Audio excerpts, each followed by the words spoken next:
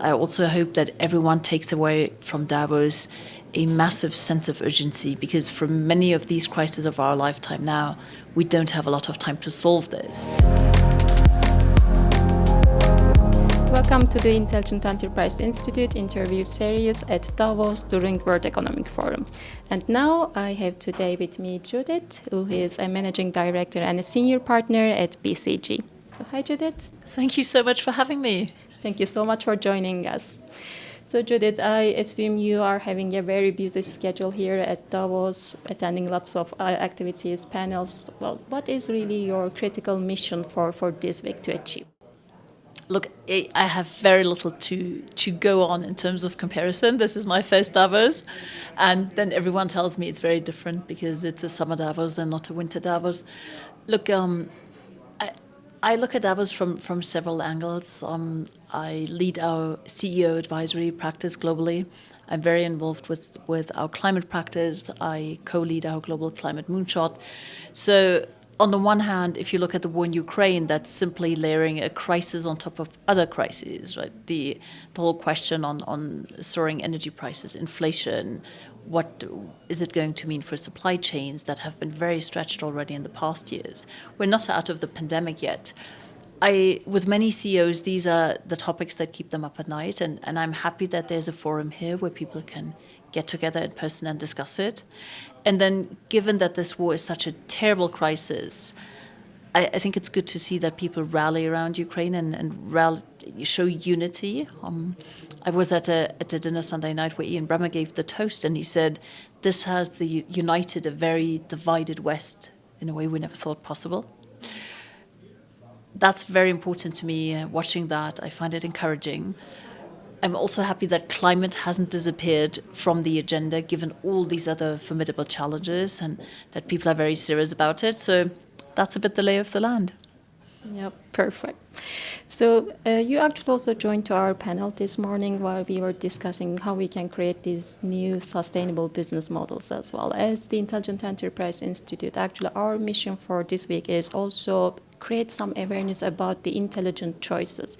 The choices actually that are rooted to some correct insights, and also start maybe with personal commitments, but enable some collective actions as well, so that we can actually turn the whole society, the whole industry to a more sustainable version maybe.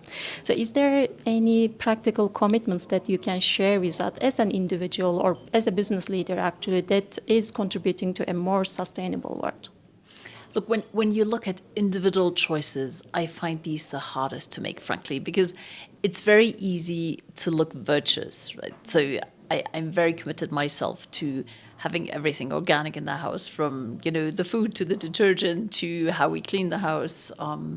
It's a very energy efficient home. We drive an electric car, so you could argue we only use renewable energy. We do all the stuff that the privileged can afford to do. Still, our carbon footprint is terrible, because we still fly so much more than probably 98% of the world's population. And I'm actually happy that the pandemic has also brought a real change to that. I'm not going to fly to New York anymore for an hour of a meeting and back. And I'm happy that this has forced much more conscious choices. It's on the, I'm always very torn, as you see, because I try hard to make good choices in our personal family life, from fashion to, having things for 10 years, to reusing, to everything we always talk about. But we always have to keep in mind, we're still the people with a terrible carbon footprint, not a lot of those people who won't make these choices today.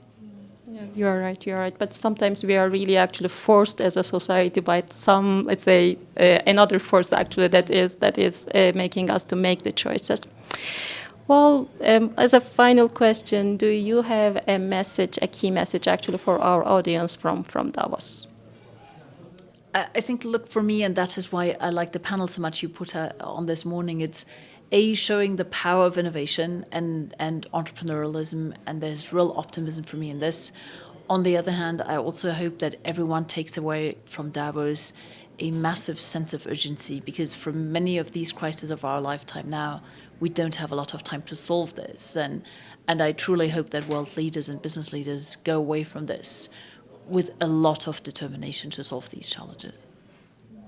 Well, perfect. Thank you very much, Judith, for your time today. And I wish you actually to achieve what you are looking for here this week at Davos. So thank you for the challenge. Have also a great week with everything you have put on as a program. It's really admirable. And then thank you for having me. Thank you.